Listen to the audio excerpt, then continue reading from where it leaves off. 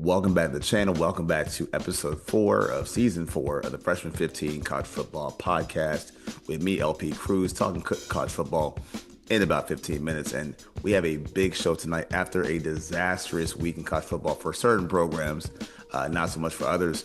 To break it all down, it's me and my man Tyler Moore to discuss. Tyler, my dude, what is up?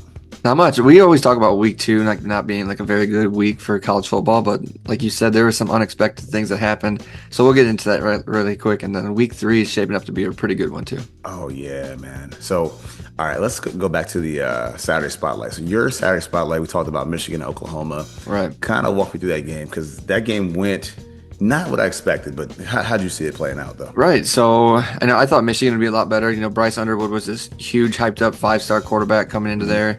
He dominated against Nevada, and then was it Nevada? No, it was New Mexico. Sorry. Yeah, sorry. He dominated against them, and they're like, oh, what are we going to get against a good defense? But we know Brian Venable's defense is a good defense, and they were flying around to the ball. And Mater's got some game. I was not expecting that. His stats could have been so much better. His receiver dropped one right down the on a wheel route down that right sideline, or it could have been even worse for him. But Bryce Underwood, they didn't take the training wheels off. A lot of his stuff is run, pass, and then a bunch of short stuff, and nothing really stretching the field that you would expect from like a 5-star recruit. But it's always good to see Michigan lose early in the season. Now they got to kind of fight back, and it's one of those things where they propped themselves up, but I think they're in a little more trouble than what they think they were. But Oklahoma's shaping up to be a pretty good team in the SEC, so that's one to follow as the year goes on. Actually, and that's going to be a big theme tonight, just to kind of not very lead too much, but a big theme is going to be the SEC, that conference, and everything that's happened in the past week or so. But yeah, just how they confined everything to Underwood. He wasn't able to do anything. I mean, he was Correct. 9 of 24. Everything was short, and the most important stat was -1 rushing yard. They bottled him up so that he couldn't go anywhere. And we had the controversial suspension of Jayshon Barham, but it gave him a little bit of juice in the second half. But even still, like you said, Mateer made enough plays downfield, and he's found his receivers. And that was the difference of the vertical passing game versus Michigan not having one. It just squashed everything for them. And Venables seeing a freshman quarterback, a true freshman quarterback, that's kind of what you expect to see happen. I mean, just confusing teams, and it's not front, man. It's hard to win in Norman. Like it's a hard, crazy environment. So yeah, man. I mean, that's a big win for the Sooners, but also for Michigan. We don't expect much from them, right? You don't think they're going to compete for the conference title at all, either, right? No, that's Ohio State, Penn State, Oregon. It's still those three. But they got a good stable of running backs. Hines is a really good running back.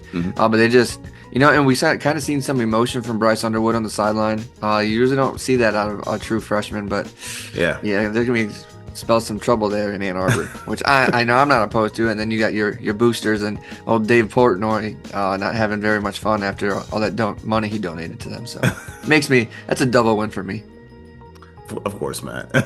And then I think last week for me, I think the game of the week from entertainment value might have been my upset pick. That being Mississippi State at Arizona State. And I think just with that game, it went as bad as it possibly could for Arizona State. They got down to a big lead. They found enough life going into the half with the field goal try. But the funny thing is where they came back in the game is not how I would have planned. They ran the football, and I mean effectively against a SEC opponent who's pretty big inside. And I think looking at the numbers, their running backs combined for 250 yards or 230. And that's the bulk of that in the second half. And it's kind of a back and forth game. The one thing I didn't expect to happen was I talked about Dillingham not ever being conservative, but he was. So when he got a chance to go for the win deep in their territory, he settled for a field goal from like the 1 yard line or so. They held the Bulldogs, and he went all the way back, gave him one more big play, as was the case all night, and lost the game. So, I mean, props to coming back, but just losing the way that they did, just keep giving a big play after big play. Great game to watch from start to finish. Yeah, and like you said, the interior for Mississippi State is always big. We talked about it last week. Them being a bigger, more physical opponent than what Arizona's used to seeing. Like last year in the college football playoffs, they seen Texas. So Mississippi State is not as big as them. But they are like the same caliber kind of team, like the way that they're built and stuff like that. And then, Arizona State, they play they play in the Big 12 now, but those teams are more like finesse teams. I like to say like almost compare it to like soccer's, like there's like there's the finesse teams and there's like those corn-fed teams. So like, you know what I'm talking about. So it's like you can bully those guys around when you hit them a little bit. You can really get into their heads of those finesse teams, and then Mississippi State held on. Yeah, man. So now here's like the most obvious for last week of who hurt themselves the most last week. You got it, man. We got the same game. It's a big story.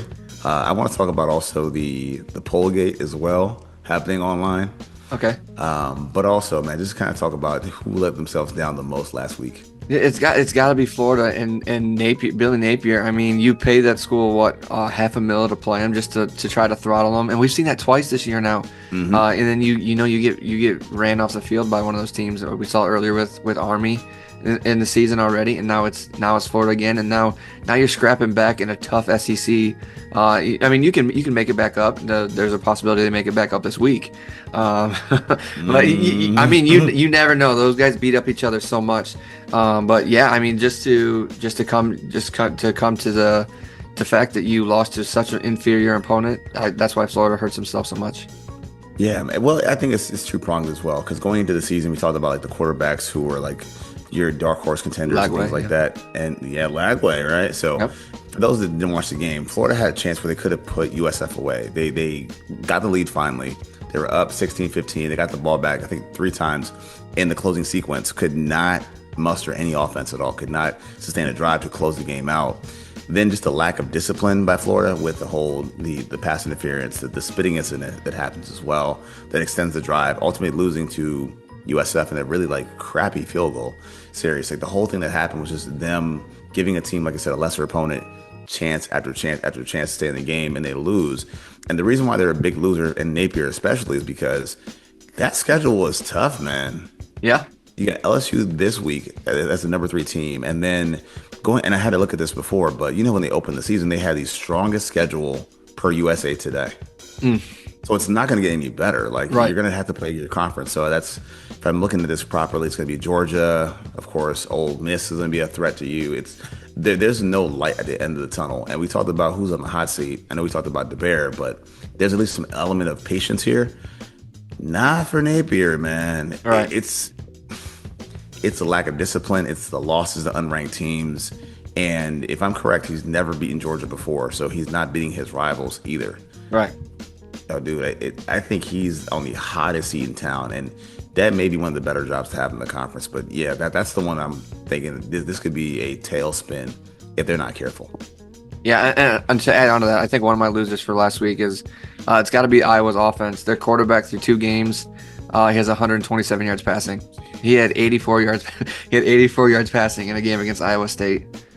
So not good, and they just can't get anything going. Traditionally, Iowa doesn't have a very strong offense, but they do enough to help their defense, and that just hasn't been the case so far this year. And then, like when they run a gauntlet in the Big Ten, especially since you get those bigger teams coming in. I'm not sure what their schedule is, but Indiana has a pretty good offense. Illinois is shaping up to be pretty good. Obviously, there's Ohio State, Oregon.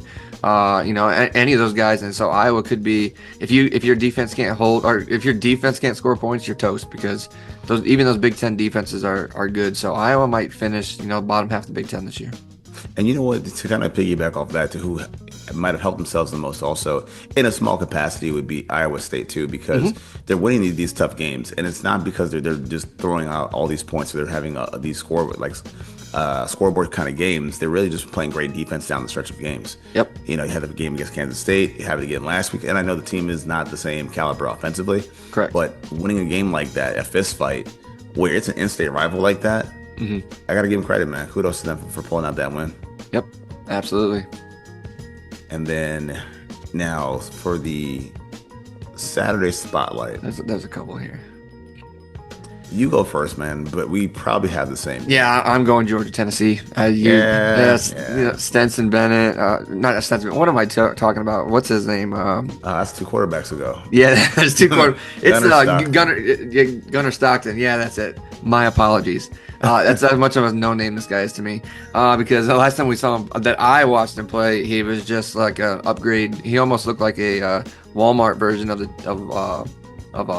Riley Leonard. So, but we get to see Kirby Smart against a pretty good team. Josh Heupel's offense with I think his name's Aguilar. He's going up against a pretty good defense, and this is us number 6 versus 15, I think. So this is a highlight match. There's a couple more games later on that are worthy of it. There's Texas A&M Notre Dame. That game's gonna be worthy of being able to watch.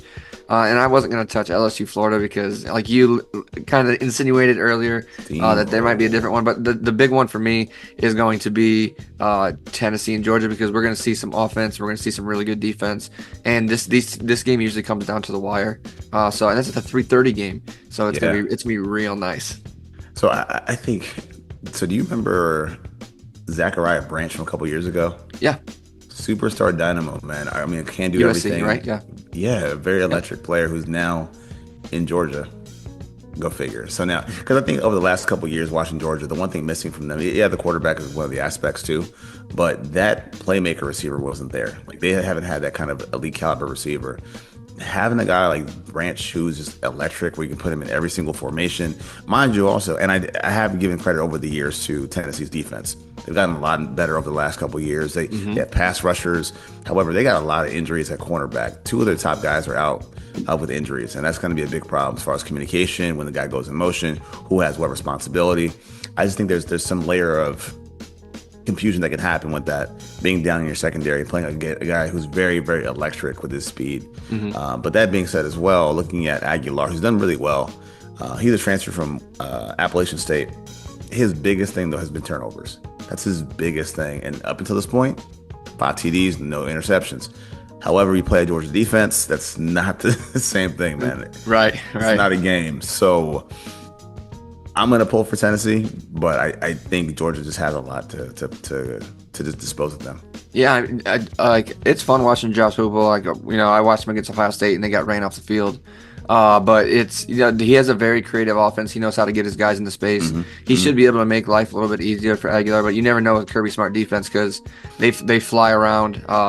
Their linebackers are everywhere all the time. Their safeties are big boomers. So it's gonna be a fun game, and that's why it's my Saturday spot. Like I said, there's a couple of them, but this is the one that highlighted for me.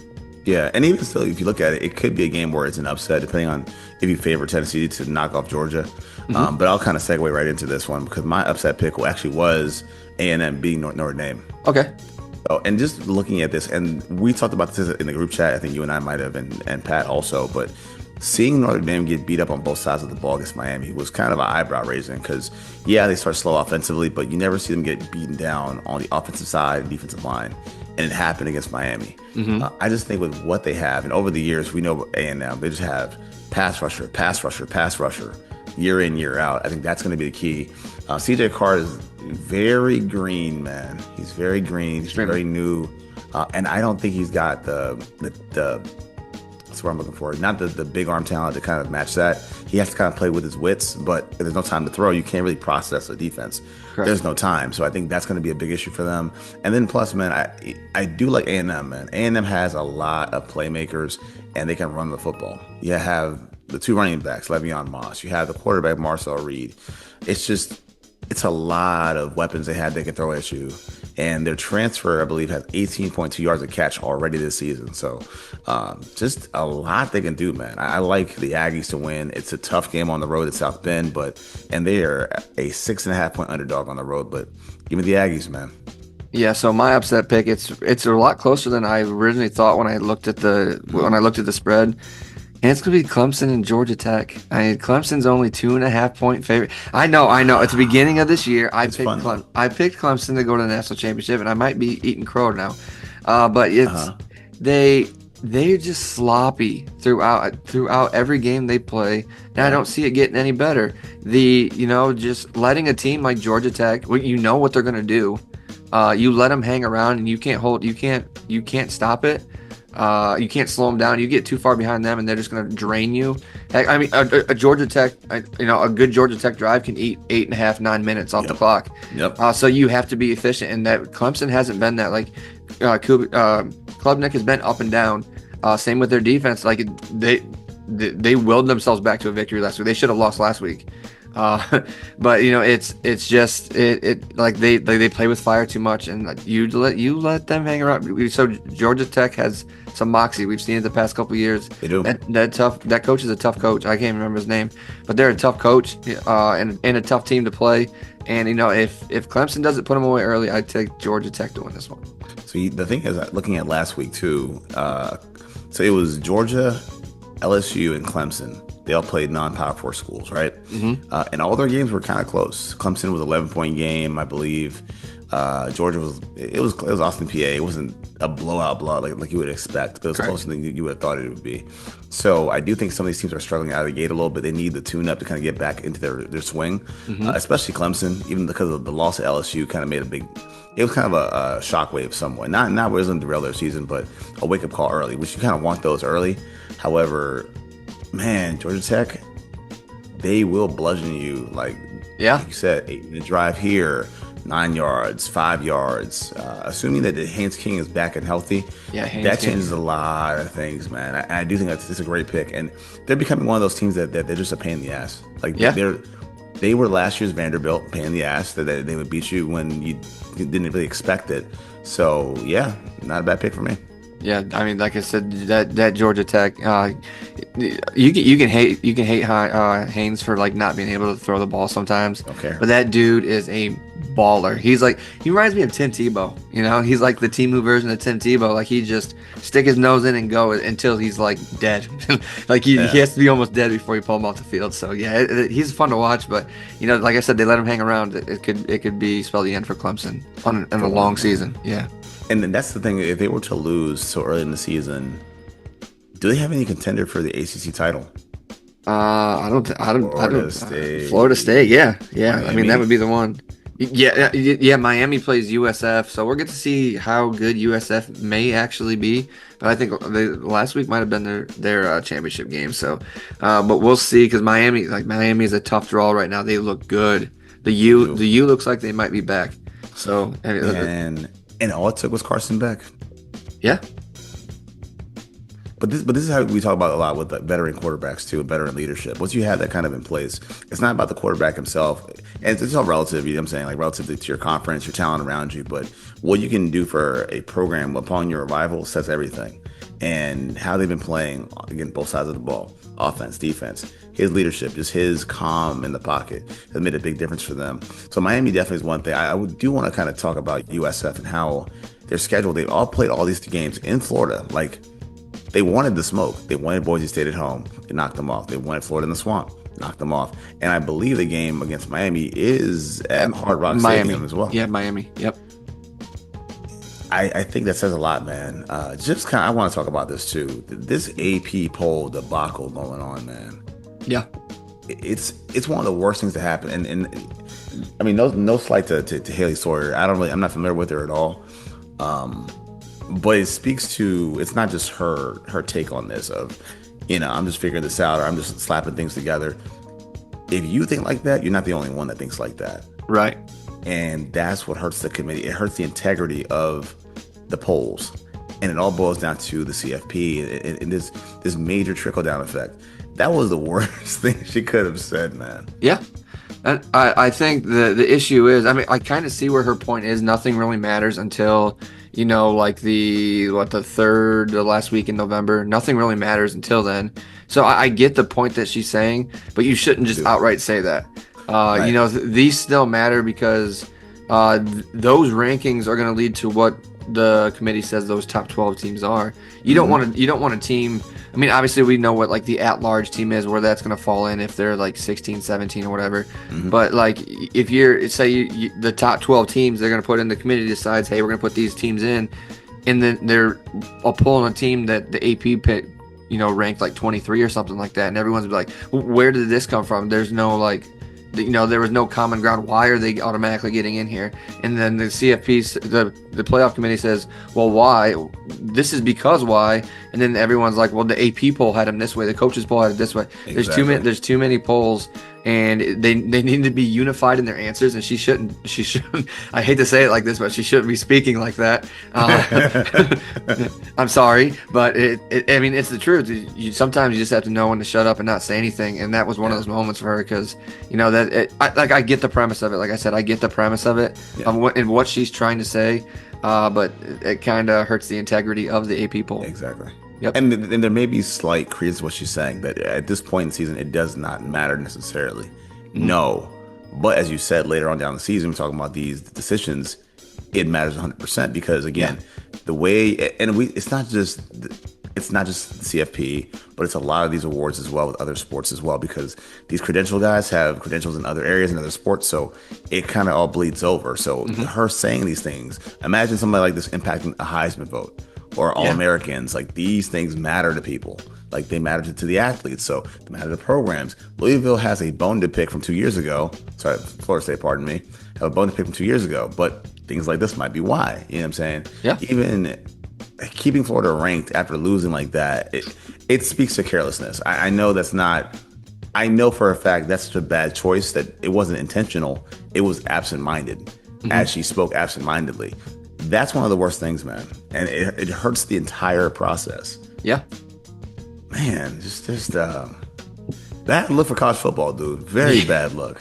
Yeah, and well, yeah, you said it's for college football. I think it's like sports journalists in general.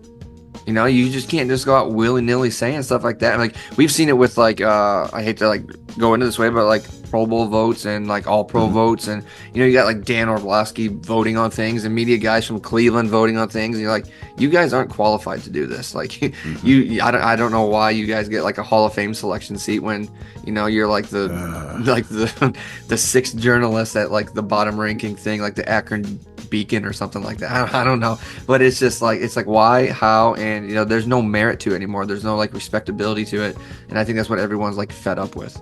Yeah, go back to computers, man. Yeah, BCS. go back to, and honestly, man, how hard is that? Right? Give me the best 12 teams in the country based on the computers. Yeah, 16. I mean, it's simple as easy. Like, type into like AI or something. Like, hey, here's the schedule. Here's the schedule. Here's the parameters. Here, create an algorithm for me, so give me the top 25 teams. It does it for you instantly.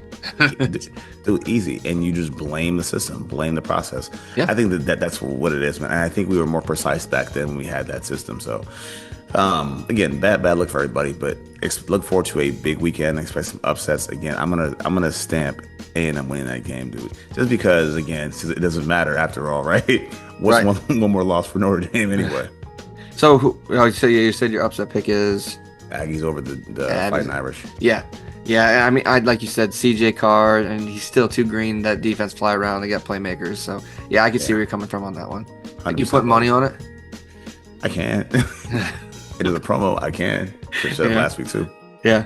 And Ohio State, they have Ohio this week. MAC school. Man, they have lost a lot of time. I mean, they won that title last year, obviously, but they've lost a lot of players, man, to these conferences. But any last thoughts, man? No, like I said, it's a week 3 getting tuned up. One last tune-up game for a lot of these teams. Rolling into week 4, we get into conference play. That's gonna get dicey. So yeah, I'm excited. The last real, and our flag football finally starts this weekend. So I got, I told you many times in text, I literally have football Sunday through Saturday for the next 3 months, and it's awesome. It's awesome for me. So yeah, I mean it's awesome. I love it. So yeah, I got nothing else. Enjoy your food. Spend time with the family. Just be gracious for the time you get with your loved ones. You never know when it's be taken away from you. Absolutely, brother. Absolutely, man. So for my dude Tyler Moore, I'm LP Cruz. This has been the Freshman 15 College Football Podcast. Peace.